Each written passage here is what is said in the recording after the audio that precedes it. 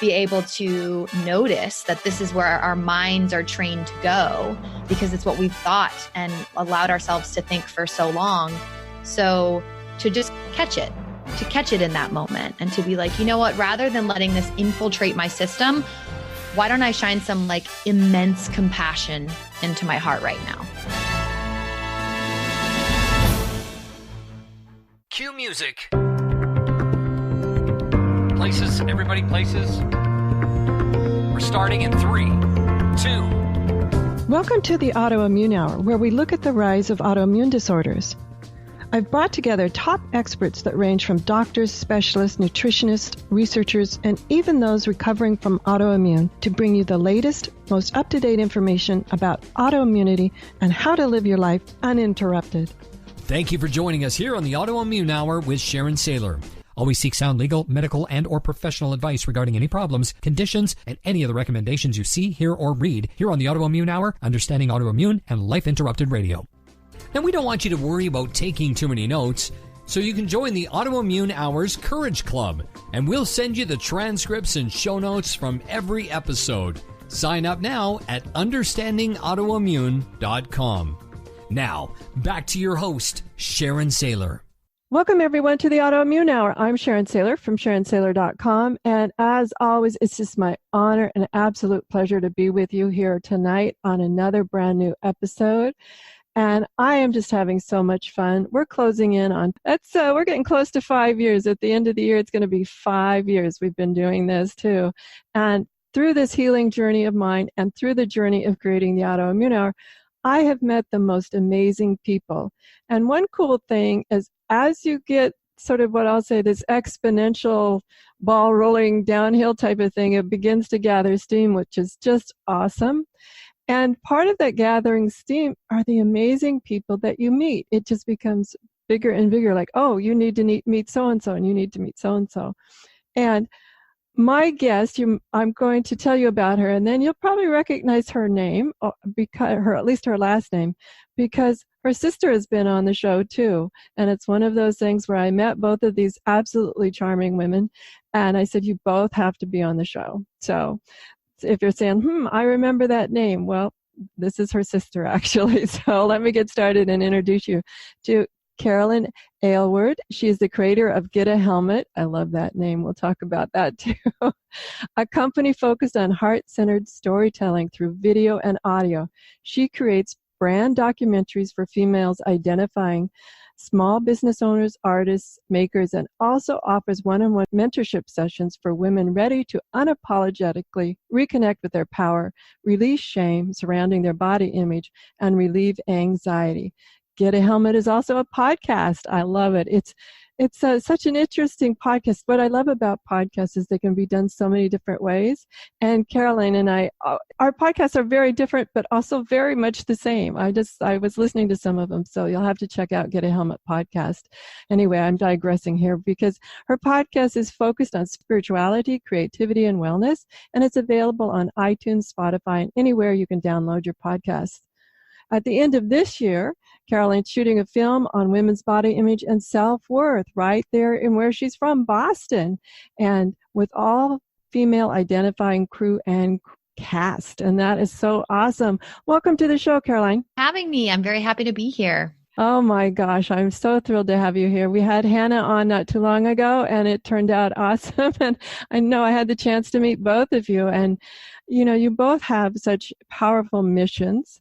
Now, tell me, what got you interested in this idea of releasing shame around our body image and then oftentimes, unfortunately, the resulting anxiety? What got me interested in it, I would say, is my life experience, is, existing in this world as we do, taking in media in all forms, whether it's, on your phone, on TV, in a movie theater, and seeing mainly one type of body, one skin color really being represented. And as a young girl, we take in so much of this and we feel it's a very fragile time of our lives being super duper young.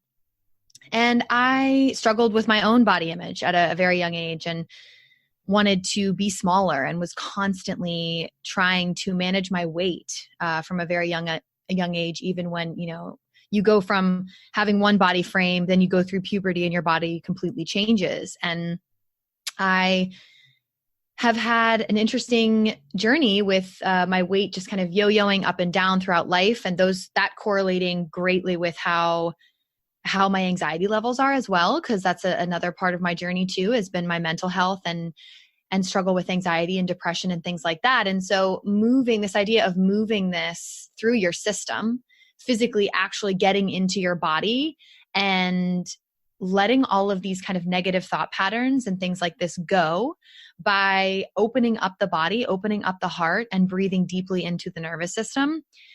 And so, yeah, I feel like so many women primarily that I've spoken with have an interesting relationship with their physical body and have at some point in their life felt like they wanted it to be different, to be smaller usually. And I thought a beautiful conversation to have, why don't we create some space for each other here to talk about this and to understand that what we look like has absolutely nothing to do with how much we're worth, with our worth, and with how much we have to offer the world.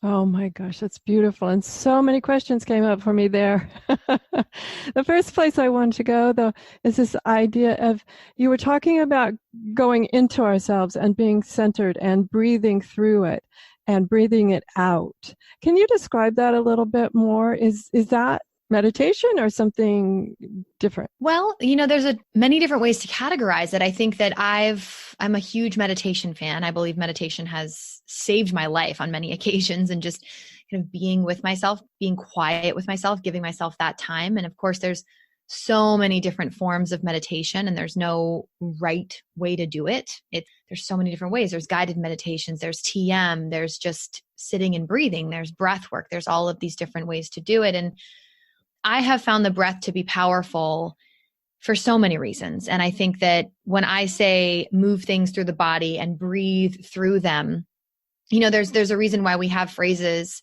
in our culture like, oh, what a sigh of relief, because that's an actual real thing. When we breathe deeply enough and take the time to be present with our body, breathe into our lower belly and exhale loudly, we're pacifying our nervous system. We're activating the parasympathetic nervous system. So on a scientific level, on a biological level, that's a real thing. And also any human being knows that when you stop to take a moment and to breathe, take a breath, everything's gonna be okay. Just take a breath. It's actually real. It's a real thing. And I think the more that you get into your physical body and start to move it, whether it's through dance or yoga or playing a sport, the breath is invigorated. The breath starts to fire up even more. And I think it's just such a magical tool that we all have, right here in our bodies to offer us some freedom. And some often overlooked because it's so common. Yeah, one of those simple tools, one of those helmets, as I like to call them. We'll get into your helmets in just a minute, but I wanted to cover some breath for a little bit more, because I think too often, as I was just alluding to there, we take breathing for granted and don't realize that we get in these habits of breathing. I know you do a lot of documentary work and video work. I imagine that one of the things you have to be very mindful of is, how is everyone else breathing too? Totally. I think when we get nervous, when we get into that fight or flight response, when we feel stressed, the breath is really short. It's really tight. It's really high up in the chest.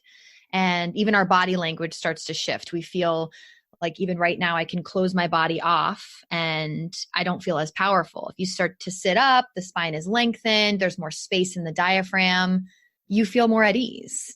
There's more space to breathe into the body. And one of the things that I love to do with my work is do these meditation, these breath sessions with people prior to shooting with them. Number one, to have a really important conversation about what we're shooting and what the story is, and to connect on this level and to open up. It really, really provides an opportunity to get grounded, to take up some space with the breath, to maybe make some noise on the exhale, and only benefit, clearing the mind, clearing the cobwebs, feeling less brain fog. Absolutely. I know brain fog's common with autoimmune. And while it's much more complicated with autoimmune, I found just being very aware of my breathing does help it a little bit. It can begin to clear it over time. The thing that happens for me is I'll be busy working, or I'll be writing something on one of my books or whatever, and I'll notice that I've forgotten to really, how am I breathing? And I'm stuck in some sort of holding my breath as I'm typing the next sentence or something. And Absolutely. that's when I notice the brain tends to just to begin to dissipate or disappear. Absolutely. I find that all the time. And with teaching different movement classes and yoga classes, I often, when we get into a little bit of a hard or like a more difficult pose, the breath stops. Breath stops in the room. And so I'm like, are you breathing? It's such a simple question. But when these things start to feel a little bit more tense, a little bit more difficult or more vigorous on the body, we kind of tighten up a little bit. And so just to remember that even in those moments that feel difficult and scary, that the breath can still be there and that you can breathe yourself through it. I was down in California the other day teaching a seminar, and one of the things that we were doing was for my body language work, and I had people pair up. Both of them start breathing high and rapid, so almost put themselves into fight or flight just by that high and rapid breathing, even though they knew there was no danger. The mind didn't know it. And then one of them, predetermined, one of them began to breathe slower and slower and slower. And every one of the pairs noticed that the other person could not maintain that high and rapid breathing because their body began to match the person who was breathing slower and slower. So I just throw that out there for you listening, because sometimes we can go, I don't know why I'm breathing high and rapid. It's just, I don't know what's happening. Well, maybe it's not just you. Maybe it's the environment. Maybe someone else in the room is breathing high and rapid. And it's up to you to slow down and change everyone else. Oh, absolutely. Yeah. I mean, even in a yoga class and teaching, watching people go through this, by the person next to you on your mat, breathing really deeply, it's inspiring you to slow your breath down and to take deeper breaths. And it totally happens like that. Yeah. And I think it's one of the healing things that we never hear about in the Western medicine about how are you breathing? They might ask things like, how are you eating? How are you sleeping? But they never remind us to, come on, it'll be okay. Because it is scary. It is scary to get a diagnosis, it really is. And sometimes we find ourselves holding our breath chronically during these scary times. Mm-hmm, totally. So anything else that you'd like to share that you learned on your journey of recovery from having a body image that you weren't happy with? Oh boy. The journey of recovery, I feel like for me, primarily, my struggles were with anxiety and panic attacks and having those moments, speaking of breath, of hyperventilation and things like that. And so really focusing on slowing the breath down was important for me, was a huge lifesaver for me. And then the body image stuff is so interesting because growing up, I felt it. And it's not until recently in my life, since I've been working on this film project and doing more work with women in groups and individually to understand how they're feeling and try to get to the root of that. There's so many layers of this body image stuff. And I think we're living in this really amazing time now where more and more people that we are seeing in the media are all different bodies are being represented, all different skin colors and types of bodies are being represented. And it's just beautiful. I mean, it's the simple concept of exposure therapy, being exposed to things like this. Someone like my size walking into a Target and seeing a mannequin that's my size, that's not necessarily just that one size, so I think it's a really powerful time that we live in. And in terms of my journey of recovery for body image, I think that it's the journey, not the destination, not to be totally cheesy, but it absolutely is. And every day it's just consciously making myself aware if I have a thought that's like, oh man, I really wish that this looked different, or, oh my goodness, I wish that this was like this, to just be like, oh, okay, well, there's that thought. And I don't need to let that thought be in the driver's seat. It can be in the car with me, and it can come along for the ride and be a part of my journey, but it's not going to drive, and just to be able to notice that this is where our minds are trained to go because it's what we've thought and allowed ourselves to think for so long. So to just catch it in that moment and to be like, you know what, rather than letting this infiltrate my system, why don't I shine some like immense compassion into my heart right now. That's beautiful. Oh my gosh. Shine immense compassion. It's a little bit early for a break, but I'm going to take one there because I want you all just to spend a couple of minutes during this commercial break. Breathing deeply. Go ahead and sigh out loud. Don't worry, people aren't going to stare. And just shine some compassion in your heart. I just love that, Caroline. We'll be right back. Life Interrupted Radio will return after these messages from our sponsors. It's great sponsors like these that keep this show coming to you every week. Be sure and stop by lifeinterruptedradio.com to learn more. Your conscious lifestyle on steroids. OMTimes Radio. IOM FM. Hello, I'm Lisa Berry. Join me every Monday at 1 p.m. Eastern Time for Light on Living. A chance to see new, hear different, and feel more as I shine the spotlight on all the ways to lighten the load of life's challenges. Light on Living is your link to that new way you're looking for, that new understanding that will enhance your life, and that positive connection that will support your growth. So join me and you'll gain insight and start to see things in a new way that motivates you. OMTimes Magazine is one of the leading online content providers of positivity, wellness, and personal empowerment. A philanthropic organization, their net proceeds are funneled to support worldwide charity initiatives via Humanity Healing International. Through their commitment to creating community and providing conscious content, they aspire to uplift humanity on a global scale. OMTimes, co-creating a more conscious lifestyle. Listen and imagine.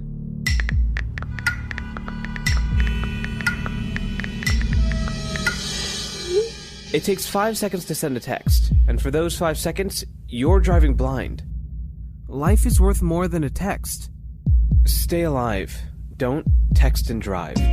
Visit StopTextStopWrecks.org, a message brought to you by the National Highway Traffic Safety Administration, Project Yellow Light, Noise, and the Ad Council. Hi, this is Sharon, and of course you know me from here on the Autoimmune Hour. Maybe you don't know I'm also an author. My latest book is for kids. It's Pinky Chenille and the Rainbow Hunters, a winner of a 5-star Reader's Favorite review. It's perfect for your early reader and a great bedtime story for your young adventurers. Check it out over at pinkychenille.com. That's PinkyChenille.com. See you there. Welcome back, everyone, to the Autoimmune Hour. I'm Sharon Sayler from SharonSayler.com. And tonight we're here with Caroline Aylward, and she is the creator of Get a Helmet. And one of the things that we've been talking about is her own personal journey through her self-image, body image, and the resulting anxiety and different stressors that happen when we are exposed to this. I ought to say, we can make it seem like our thoughts, but my gosh, you just turn on any social media or any, television, whatever, and you're just inundated with it. So I'm sort of think that we're indoctrinated into it as well. Caroline, you had us do Breathe Into It, and I hope everybody enjoyed that commercial break as they really checked in with their breathing. I wanted to talk to you about Get a Helmet. First off, I love the name, and you and I connected over that because one of the things my teenage son used to say when it was particularly stressful and someone would be sort of whining or whatever, he'd say, "Get a helmet, adapt and overcome." And I was just, when I saw the name, that's so funny. When I saw your name of your company, I was like, oh my gosh, another Get a Helmet person. But where did you come up with Get a Helmet? I grew up hearing that from my dad. I grew up hearing, life's tough, get a helmet. If there was anything ever happening to me that I was maybe complaining about or whining about, he always liked to keep things in perspective for us and being like, okay, let's check in here. This isn't a huge deal. If it's something really big, we'll deal with it. And so it was like, life's tough, get a helmet. And then throughout my childhood and into my adult life, just kind of evolved into get a helmet, get a helmet. We're kind of a funny, goofy family, and we tend to abbreviate things down and make a ton of inside jokes. So get a helmet became this joke. And I just thought that it had this kind of funny, goofy ring to it because talking about things like this, like anxiety, depression, mental health, body image, and can be really serious sometimes. And I think it's really important to bring a lightheartedness to this space, to the wellness space, to the the health space. And it's also just so who I am and part of my personality. And I believe that having that spiritual side and having that kind of funny side they can totally coexist. And so yeah, Get a Helmet just became this ability to kick off conversation about what is your helmet? What are these things that you turn to when life gets inevitably tough, as it does? What is it that makes you feel like you're armoring up for your toughest moments and you're ready to go? And we all have so many helmets, and they might change every day, every hour.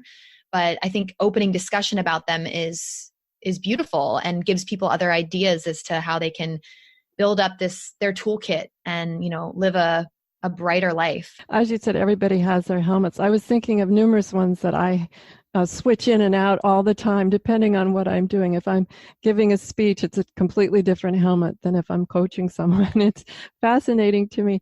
What are some of the helmets that you've heard people use that you're like, wow, hadn't thought of that one? Well, I was just interviewing someone today, and she actually had an entire list that she's kept in her phone since 2014 of self-care tips, but essentially helmets. And one of them was cold showers. Cold showers, which has a ton of different benefits for your lymphatic system and for your nervous system and all of these different things. I've had someone say Bloody Marys, which I completely understand. I've had, mine has changed. Slow mornings, like having a really slow morning is a really big one for me. My yoga mat. And then other people have said going for a long walk. That's a really big one that I've heard. And calling a loved one and just letting the tears flow and clearing the system and being able to do that.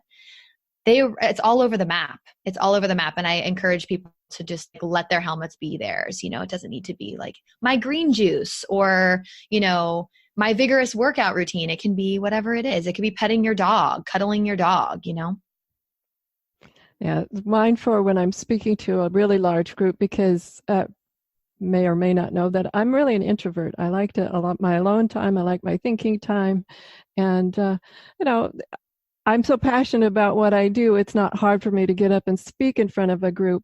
However, I have a friend who's a huge extrovert, and I just watch my friend just be so comfortable in front of large groups. And my helmet is, what would they do in this situation? I love that. And I step into some of their behaviors. And it's funny how my body just instantly adapts. It's going, okay, these are the behaviors for right now. That's kind of that fake it till you make it energy. Yeah. That's great. Yeah, it's absolutely that type of thing. Although I have to say, I'm not a fan of fake it till you make it, because sometimes my unconscious brain will say, Sharon, we're just faking it. Mm-hmm. So I like to use the phrase as if. Mm-hmm. I'm going to do this as if I'm so-and-so today, or I'm going to do this as if I'm courageous today, or I'm going to do this now as if I'm whatever, and put myself as if I'm whatever noun or person, place, or thing I want to put into that spot. And that works pretty well, because, gosh, my unconscious brain can argue with me at times where I'm just like, yeah, I'll be quiet back there. Oh, absolutely. It's amazing how just thinking that, putting yourself into that headspace will shift your mindset. It's incredible. It's a lot faster than people think. I just want to throw that out there. Breathing is a really fast tip that Caroline shared with us, and this helmet idea of how can we switch in and out of these different helmets is also another quick and easy, simple, free, absolutely free way to play with these ideas, play with all these topics and things. Now, I want to make sure we have enough time. You work a lot with people about heart-centered storytelling. And what have you found as the power of when someone is able to tell their story? Ooh, I love that question so much. The power of storytelling is immense. And by someone sharing their experience and their authentic self, it then creates space for others to do the same, which maybe prior to hearing another person's story, they didn't feel like they could, or they didn't feel like it was good enough, or they felt like it was too weird to share, honestly. And by by having these heart-centered conversations, by telling heart-centered stories, and really just embracing the human condition, embracing the messiness of this human life and the gorgeousness of it, it allows people to all just kind of breathe that sigh of relief of like, my story is worth it too. I am worth it too. And I have something to share with the world that could inspire someone else, because it's this domino effect, by seeing or reading or hearing someone else's story, or a story, even if it's a character, even if it's a narrative made up character, some thread of that will resonate with you and inspire you to go do something you have yet to do, or to be exactly who you are, which is my passion. Like, I have chills all over my body talking about it. It's changed my life. I remember growing up, and this is when I fell in love with film and with storytelling, and just watching different movies and different things, and just being like, what an interesting character. And I see so much of myself in that character. And I guess that's okay for me to be me then, Oh, yeah, absolutely. I think the power of authentic storytelling, and by that I mean that, as you were calling it, heart-centered storytelling, is so powerful for people to understand I'm not alone. And I think that's part of the power of the autoimmune hour, is we have great people like yourself and Hannah, your sister, on, who tell their stories and realize, oh, I'm not alone. Someone else feels that way, or feels similar to some thoughts that have gone through my head, and allows us to realize that there is a community that is willing and able to understand what you're going through. I think too often, especially with a diagnosis, that we can just feel like nobody else gets what's going on in our mind. And the other part is, too often the medical community overlooks the mind part of it. The different stories we tell ourselves, or medical professionals tell us about the diagnosis. Goodness sakes, when I got my diagnosis, it's a huge long word. Could have been supercalifragilistic for all I heard, because the minute they started to say it, from their body language alone, I could hardly hear what they were saying. I was just their body language, the head down, the sort of not wanting to make eye contact. All these things were like, okay, this isn't good. It was amazing to me how my ears closed up, and where I didn't hear a lot of it. So I'm thinking about the stories that people tell us that are not helpful versus the ones where people tell us and we can relate. Absolutely. And what you said of, you're not alone, letting this storytelling be a method of understanding that you're not alone, that has played a huge part in my life. And with dealing with anxiety and panic attacks, and going through these generalized anxiety kind of spirals, you feel like there's this overhanging heaviness around you, and you feel like you're never going to get out of it, that it's just impossible, that no one could ever understand what you're feeling. And when I started sharing my story about that and my personal journey with my mental health, so many people have come to me and said, this is exactly my situation. And I mean, just being able to relate with another person on that level, whether it's me sharing my story or someone else sharing their story, it's medicine. I mean, that in itself will decrease your stress levels and therefore the inflammation in your body. It has this domino effect of on a biological level, but it's just so powerful. It's so powerful. And that loneliness, whether it's with a diagnosis or, dealing with some sort of mental health issue or anything, any loneliness is a heavy, heavy thing to feel, and we all feel it, right? So why not communicate that? Why not talk about that and talk about how to move through it, and know that it's okay to feel lonely, that it's part of the human experience, and not almost shame ourselves for feeling that. Like, it doesn't make you any less than to feel lonely. Like, it's a part of being a human. And that goes for feeling anything like that, feeling sad, feeling angry, feeling anything like that you just merely need to let move through your body. Back to what we were initially talking about, is resisting those kinds of emotions and trying to push them away. They will only fester underneath the surface. So letting them be felt, and tapping into yourself, getting to know yourself a little bit better, and understanding how can you allow yourself to feel these things. Does this mean that you need to go for a walk or be alone or call someone or, turn on a song and dance around your room like no one is watching, because that feels amazing. I have my go-to songs. I love that. We all do. It's funny, driving in your car and you look over and everyone's singing in their car and dancing in their car. And I think that's so awesome, and it's like people want to move their bodies. We hear music and we want to move our bodies. And now I'm kind of going off on a tangent, but it's powerful to know that this wide range of emotions that we feel as human beings, we all feel. No one is immune to them. Yeah, that's true. And that it's okay. I think that's a big thing. Sometimes in the medical professions, I have felt shame when I had said something and was labeled very bluntly, well, you have anxiety. Just boom, like a brick, get it right into my lap. And I had to point out, and this is just years of building courage to be able to speak out. And when they're like, no, I have situational anxiety. You're telling me you want me to take this medication. I just read all the side effects and the bottom line is death. You know what? That made me anxious. Makes a lot of sense to me. Yeah, I'm telling myself that's normal to have a little anxiety when you read one of those labels, right?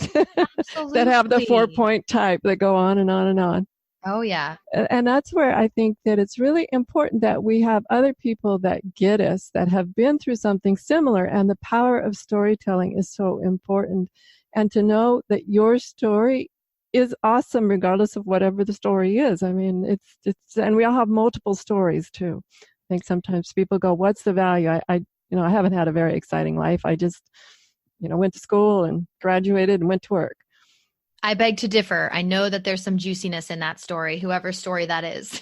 And that's what I love to help people unearth. I love to get to the root of those stories. Everybody has something to share. There's a reason why people have been sitting around fires, sharing stories, and why building community has just been one of the most important things of all time for us to maintain healthy lives and healthy minds. So when you're mining for the gold in somebody's stories, what are a couple of questions that you might ask someone so they could really begin to root around in there and find the gold nuggets? That's such a good question.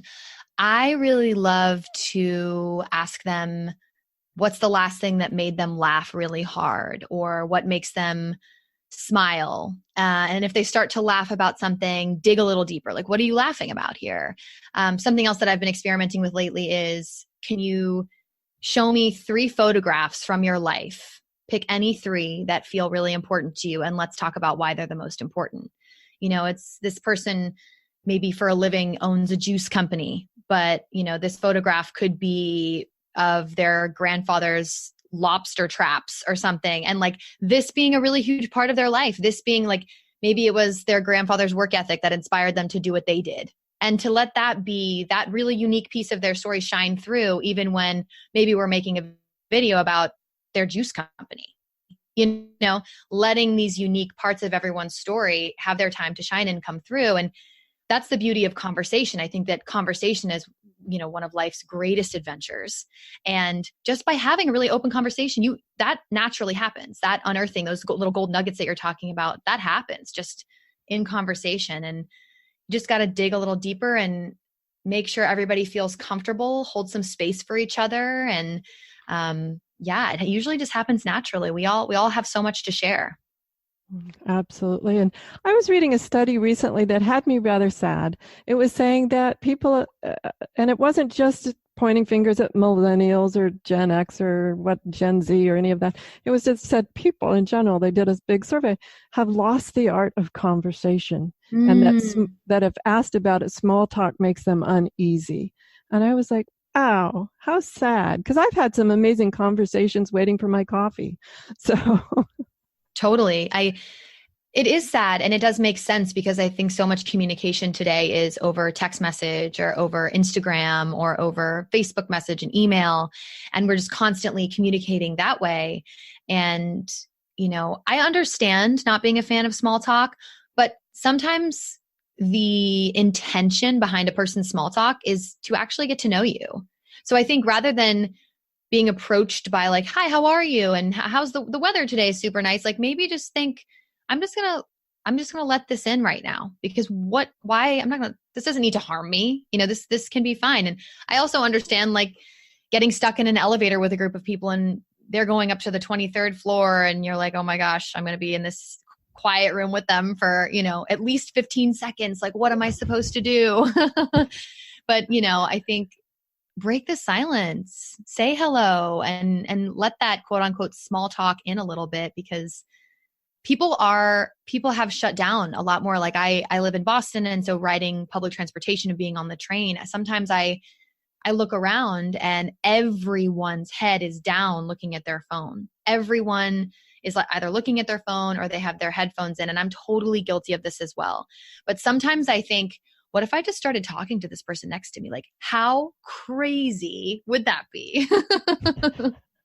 That might make a good video. I'm just thinking all the different responses from acceptance to like, you must be nuts. Are you talking to me? I mean, I could think this wide range of interesting responses you'd get just by saying hello.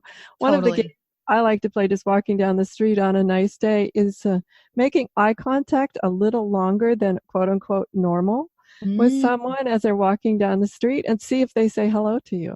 It's interesting. If I'm getting too close, I'll say hello first. But I play this little game in my head, like, okay, how, are they going to look away right away the minute I make eye contact with them? Other than just enough contact not to bump into them, but actually extend the eye contact.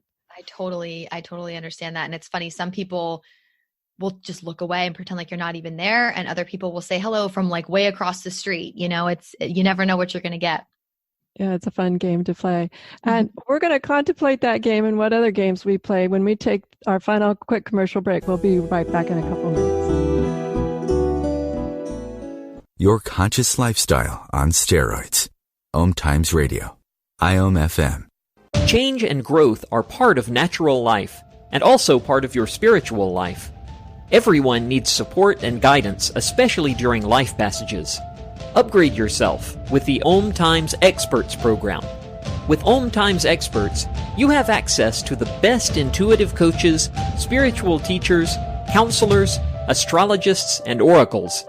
Our team was carefully selected so you can trust. Find out more at experts.omtimes.com. Grab a cup of tea or a glass of wine and tune in for Inspired Conversations with publisher Linda Joy on Tuesdays at 2 p.m. Eastern. Linda creates sacred space for leading female luminaries, empowering authors, heart-centered female entrepreneurs, coaches, and healers.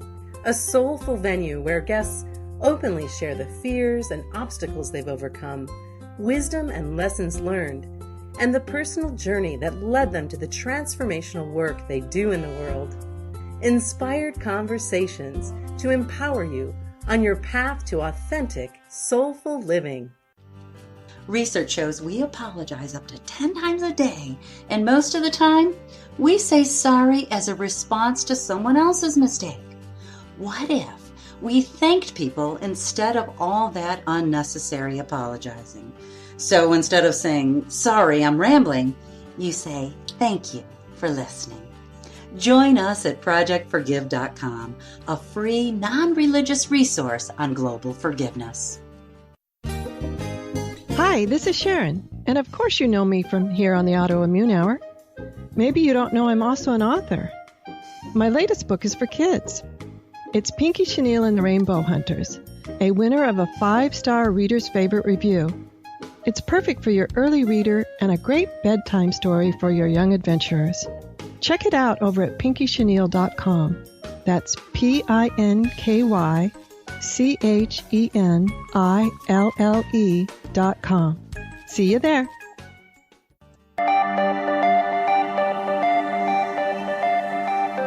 Welcome back, everyone, to the Autoimmune Hour. I'm Sharon Sayler from SharonSayler.com. And tonight we're here with Caroline Aylward, and she is the creator of Get a Helmet, a company focused on heart-centered storytelling through video and audio around women and their bodies to unapologetically reconnect with their power, release shame, and relieve anxiety. And some of the things we've been talking about is all around this story, like what stories are we telling ourselves? What stories can we share with others? And the idea of why do we think what we think about our bodies? So we've been going to all these amazing different places. I want to talk about your film a little bit because this has me fascinated too. What an amazing project that you're putting together. Tell us a little bit about what actually took you from your work around working with body image and women and brand documentaries, saying, you know what, there needs to be a film about women and self-worth. Oh my gosh. Well, it's such an important topic. And I feel that everyone can benefit from it, and men as well, and just body image being such a big thing that we look at our bodies every day, we see our bodies every day, and we have these kind of tumultuous relationships with them most of the time, which is so, so sad. And I, grew up as a dancer. I still dance, and it's such a big passion for me. And luckily in the past few years, I've found that dance has been an incredible way for me to build my confidence and to open myself up to just moving my body and not having as much attention on what it looks like, but more so what it feels like, and letting it feel good and not being like, it has to be perfect. It has to look like this. I have to fit into this perfect little box and wear this outfit. Like, that is just it's so exhausting. And I think that, again, right now we're living in this very powerful time where this work has been going on and is going on right now to empower women, to help them feel strong and good in their bodies, to understand that there's not one right way to look or be, then there's not one right life to live as a woman. And living in Boston, there's such an incredible creative community here. And starting Get a Helmet, launching the company, one thing kind of led to another where I'm connecting with so many different women. And I started to just envision this story going on in my head of hearing these interviews with real people and talking to them about their relationship with their bodies, and seeing women of all different shapes and sizes, colors, ages, and getting them into their bodies, having them move a little bit to music, and understanding how liberating that is, and how moving through that fear is busting through so much and just empowering you. And so I honestly started having dreams about this vision, and I started talking to more and more people about it. And one thing led to another. And now we're shooting it. It's called In This Body. We're shooting the first weekend in December. And I have built such an incredible team already of an all-female crew and cast. I mean, we're focusing primarily on women, and I would love eventually to open that conversation up to men.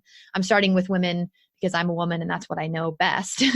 But eventually, I would love to do a longer piece that just focused on humans and bodies in general. And so, I have a choreographer that I'm working with, and a producer and a composer, and we're putting together all of these pieces that are going to build this beautiful puzzle. And everyone in the community has been really helpful so far with donating space and equipment and their time. And I'm putting together a fundraising campaign so that we can raise just enough money to help feed people the day of the shoot and get them to set and pay for some film festival submissions, and to get this message out there. Because I think that when I was a little girl, I would have loved to see something like this. I think it would have really helped me, rather than hearing certain things that I heard when I was younger, like, you should have this color hair, you should be smaller, you should work on this part of your body, blah, blah, blah, blah, blah. I really wish that I'd seen something like this to make me feel like I was good enough exactly as I was. So that is my biggest dream, to have every single person that watches this feel empowered and feel reconnected to their power, and that they are absolutely enough exactly as they are. So it's been this incredible culmination of things. And now this film has taken on a life of its own. And I am just trying to connect with more and more people out there, more organizations, businesses, artists, anyone who wants to be a part of this story and to contribute to the making of it, because everyone here in this town and in this community is really excited about it. And I can't wait to share it. We're going to have a screening on International Women's Day next year here in Boston. So it's going to be awesome. Oh, and congratulations. How exciting. You can just hear your passion in your voice. And it just gives me goosebumps because that's the same passion that's kept me driving for almost 5 years on the autoimmune hour. And let's talk about what happens when we find that passion, that mission that happens for us. I know for me, people say, wow, it seems like a lot of work. And when I stop and think about it, I guess, it's not even a solid yes. It's just like, well, okay, maybe. But I'm just so passionate about the show and bringing the information out. It's funny. It doesn't seem like work anymore. That's so beautiful. I completely understand that. And I'm pretty new to this game, pretty new to not working for someone else. And for the past 6 months to a year, I've been really focusing on building this company on my own. And it's a different ball game. It's definitely a different ball game. And that's also not to say that just because you're passionate about something, that means that it needs to be your career. I think that there's a lot to be said for not suffocating your passion and your creativity with the pressure of financially supporting yourself. And I also think that being able to connect to your passion it doesn't have to be this complicated thing. I think taking some time and getting quiet with yourself and writing down like what lights you up, what makes you feel joy, and just writing that down, whether it's dark chocolate and avocados, or it's telling stories, or it's having an amazing podcast. By writing those things down and starting to connect with yourself a little bit more, the puzzle pieces will start to come together. And I mean, I have by no means got it figured out, but I feel that I've just followed this deep, deep feeling in my heart and in my gut that connecting with other people and by telling stories, I mean, that's the thing that makes me the happiest in the world, whether it's through video or audio or my body. And so I feel really grateful because I know there are people out there who don't necessarily feel as connected to their passion. They're kind of like, I don't even know what I'm passionate about. And so I feel really grateful for it. Absolutely. And I think it's just notice those little things that light you up. And even if they aren't so smack you in the face obvious, just listen to them when they're there and let them be what they are, I like that. Let them be what they are. So many times, especially as young people, that we're told like, oh, stop playing with that, or, that's never going to earn you money, or whatever it is, regardless of whether any of that's true or not, doesn't matter. But so often, and similar with our body image, we're getting these outside messages about body image and also what really our gifts are, what we're passionate about, what we love to do that doesn't even feel like work. Totally. Absolutely. And what are people coming to you for? What do people often come to you for whether it's advice or your opinion? There's usually some magic in there too. Yeah, that's a great one. What do people, even your friends, like, so, well, what are people coming to you for? Maybe you're going, well, Caroline, Sharon, I'm not a coach. I'm not a consultant. People don't come to me. They're not knocking on my door like I'm an accountant or something. But, our friends will ask, what do your friends seek advice or counsel from you from is another one, another way to go, oh, well, I must be pretty good at doing X, Y, Z. They're always asking me for my cupcakes. Yeah. So being able to do anything like that, I love that question. What do people come to you for? Because that's another way to know. And I should say, what do people come to you for that really juices you up, that gets you going? That alignment is great. That kind of zone of genius is great. What are people coming to you for? That shows you there's a need for it. There's a desire for it. And then in addition to that, what lights you up? And those two things aligning that's it right there. Yeah. And watch for the pattern. Now, oftentimes I like to use some journaling to make sure that I'm catching the pattern. That's important for me. Sometimes I dismiss things, oftentimes getting busy, and I'll just say, oh, I'll think about that later. Or I just dismiss like, oh, no big deal, whatever. And I don't really see the patterns. Oftentimes, even just chatting with friends, I'll go, oh, wow, Sharon, great idea. And I'll just dismiss it like, oh, no worries, no big deal. And I want to throw out this idea of stop dismissing ourselves. I mean, I think journaling is such a powerful tool in writing those things down because it's so easy to forget them. And I am teaching a masterclass right now. It's called Movement, Meditation, and Magic. And we're dancing, we're doing yoga, we're meditating, doing some breath work together. It's this 5-week course that I'm teaching. And we're journaling a lot in there. And I'm encouraging everyone as we're going through all of these practices to pick up your journal whenever you feel called to and write something down. If you're like, ooh, that was interesting, or oh, that resonated, write it down, because then you can go back and reflect on what those little moments were that would totally have easily slipped your mind. Start to build your own practices based on that and start to understand yourself a bit more, connect with yourself on a deeper level.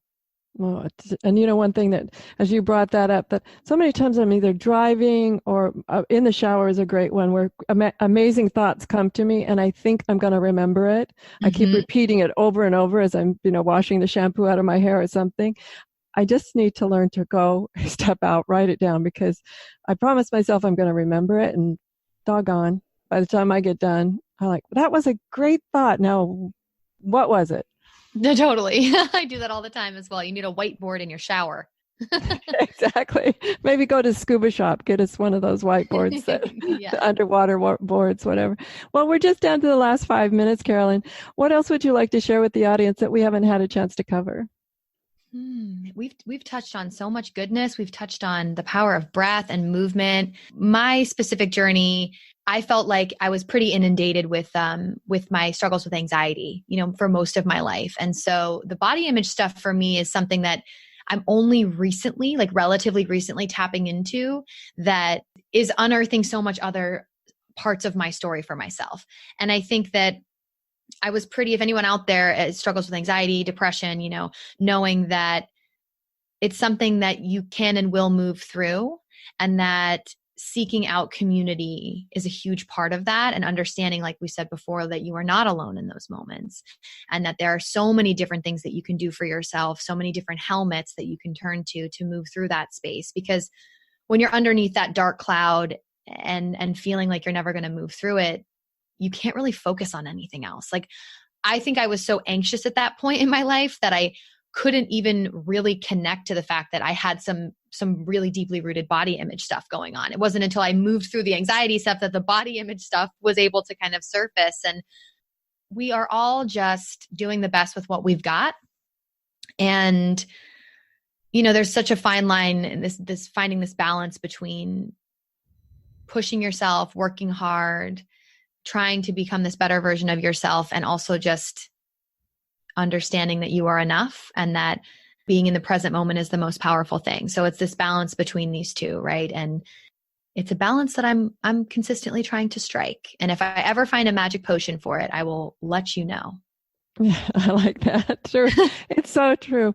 I like to say, I just want to make sure that I optimize one thing a day. It doesn't have to be big. It's just like maybe remembering to wake up and have my grateful moment. What am I grateful for waking up and starting this new day? It doesn't have to be big, guys. It can be, optimizing one thing every day instead of pushing myself to check absolutely everything off my to-do list. Absolutely. I have a little sign by my bed that says drop into gratitude, because I think it's really important to do that as many times a day as you possibly can, because something as simple as the sun is shining in the sky, or the wind is blowing through the trees, or, my room is clean, that brings me a lot of joy. So any of these little things, to just let your nervous system feel what it feels like, to feel that gratitude, that love. And it kind of takes the negativity and the anxiety or whatever it is off course. You kind of break the circuit there and have the body feel into something much better than those negative thoughts. So everyone, that's Caroline Aylward. Tell us your website so everybody can know, and how we can support your movie as well. Beautiful. Yeah. So I'm on Instagram at getahelmet_, and my website is getahelmet.co. There will be tons of information on the website and on my Instagram about the film and about everything else that I offer, my one-on-one mentorship and brand documentaries as well.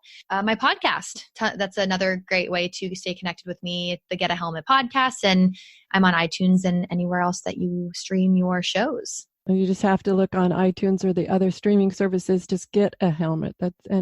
She will pop right up there. That's right. Absolutely. Mm-hmm. Everyone, have a great week, whatever your adventures. Join me on Facebook over at Facebook Understanding Autoimmune, and also on Facebook Autoimmune Hour Radio as well. That you can find us on both of those places.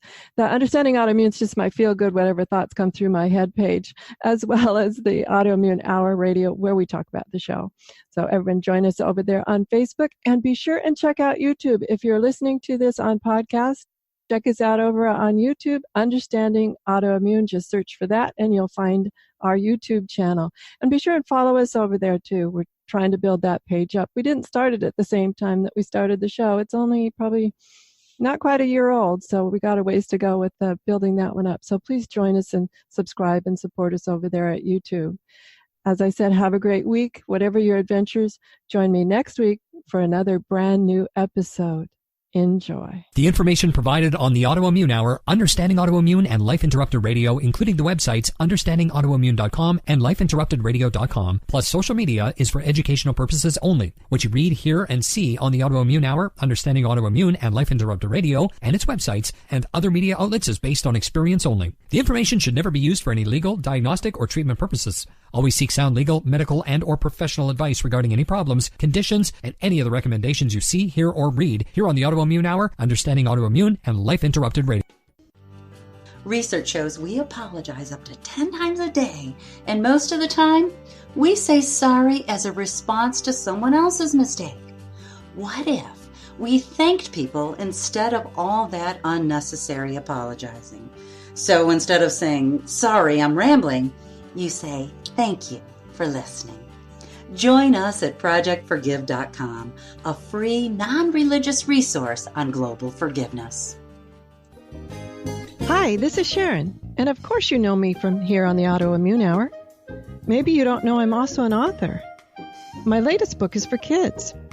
It's Pinky Chenille and the Rainbow Hunters, a winner of a 5-star Reader's Favorite review. It's perfect for your early reader and a great bedtime story for your young adventurers. Check it out over at pinkychenille.com. That's PINKYCHENILLE.com. See you there.